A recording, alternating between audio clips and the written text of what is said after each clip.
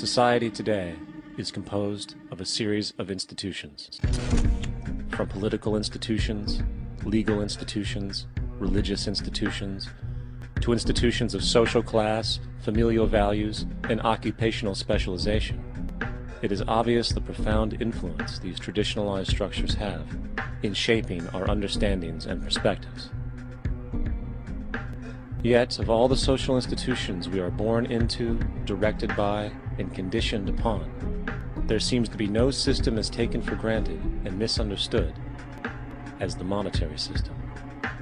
Taking on nearly religious proportions, the established monetary institution exists as one of the most unquestioned forms of faith there is. How money is created, the policies by which it is governed, and how it truly affects society are unregistered interests of the great majority of the population.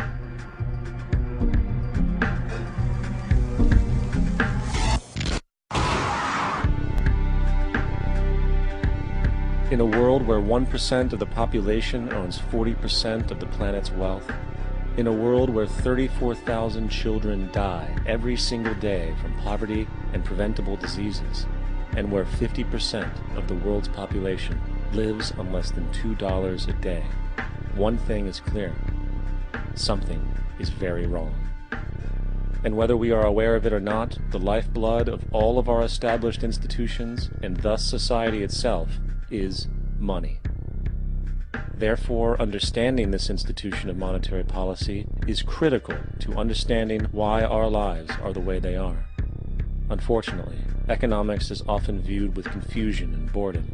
Endless streams of financial jargon, coupled with intimidating mathematics, quickly deters people from attempts at understanding it. However, the fact is, the complexity associated with the financial system is a mere mask, designed to conceal one of the most socially paralyzing structures humanity has ever endured.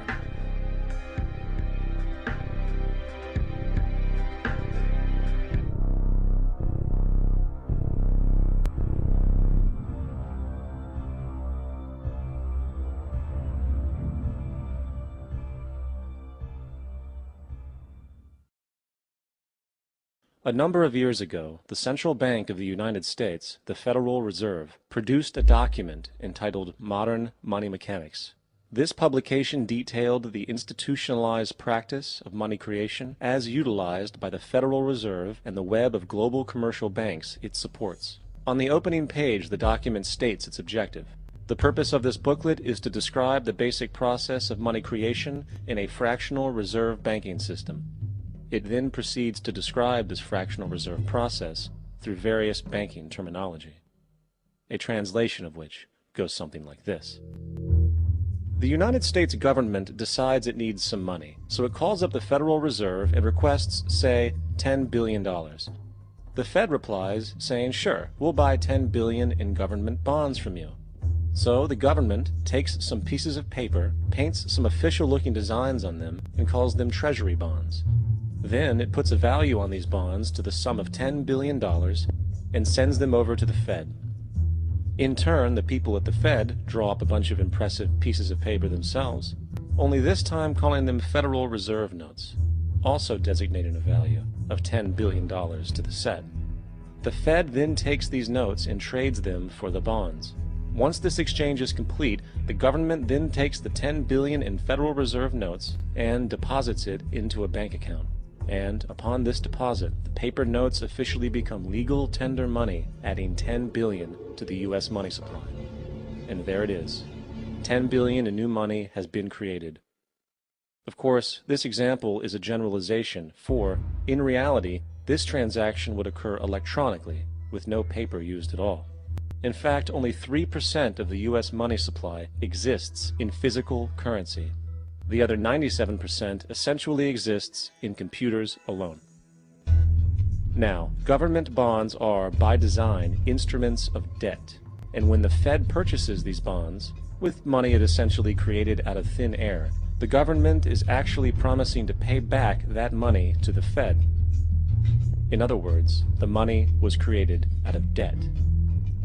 This mind-numbing paradox of how money or value can be created out of debt or a liability will become more clear as we further this exercise. So, the exchange has been made and now $10 billion sits in a commercial bank account. Here's where it gets really interesting. For as based on the fractional reserve practice, that $10 billion deposit instantly becomes part of the bank's reserves, just as all deposits do. And regarding reserve requirements, as stated in modern money mechanics, a bank must maintain legally required reserves equal to a prescribed percentage of its deposits. It then quantifies this by stating, under current regulations, the reserve requirement against most transaction accounts is 10%. This means that with a $10 billion deposit, 10% or $1 billion is held as the required reserve, while the other $9 billion is considered an excessive reserve and can be used as the basis for new loans. Now, it is logical to assume that this $9 billion is literally coming out of the existing $10 billion deposit.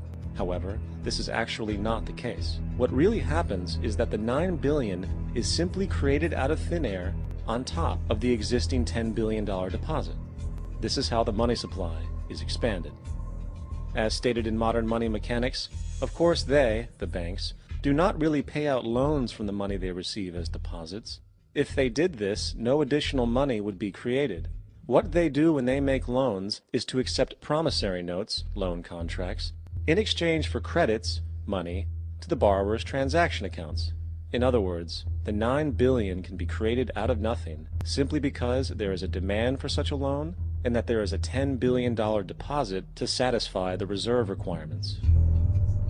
Now, let's assume that somebody walks into this bank and borrows the newly available $9 billion. They will then most likely take that money and deposit it into their own bank account.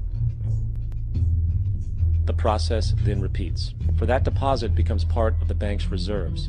10% is isolated, and in turn 90% of the $9 billion, or $8.1 billion, is now available as newly created money for more loans. And, of course, that 8.1 can be loaned out and redeposited, creating an additional 7.2 billion, to 6.5 billion, to 5.9 billion, etc. This deposit money creation loan cycle can technically go on to infinity. The average mathematical result is that about $90 billion can be created on top of the original 10 billion. In other words, for every deposit that ever occurs in the banking system, about 9 times that amount can be created out of thin air. Money jitters? Ask the obliging Bank of America for a jar of soothing instant money, M-O-N-E-Y, in the form of a convenient personal loan. So, now that we understand how money is created by this fractional reserve banking system, a logical yet elusive question might come to mind. What is actually giving this newly created money value? The answer? The money that already exists. The new money essentially steals value from the existing money supply. For the total pool of money is being increased irrespective to demand for goods and services. And as supply and demand finds equilibrium, prices rise, diminishing the purchasing power of each individual dollar. This is generally referred to as inflation, and inflation is essentially a hidden tax on the public. What is the advice that you generally get? And that is inflate the currency. They don't say debase the currency. They don't say devalue the currency. They don't say cheat the people who are saved.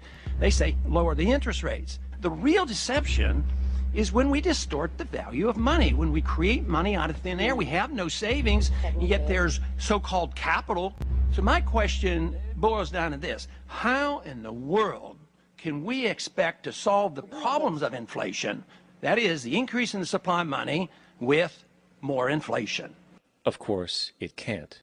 The fractional reserve system of monetary expansion is inherently inflationary. For the act of expanding the money supply, without there being a proportional expansion of goods and services in the economy, will always debase a currency. In fact, a quick glance at the historical values of the US dollar versus the money supply reflects this point definitively, for the inverse relationship is obvious. $1 in 1913 required $21.60 in 2007 to match value. That is a 96% devaluation since the Federal Reserve came into existence. Now, if this reality of inherent and perpetual inflation seems absurd and economically self-defeating, hold that thought, for absurdity is an understatement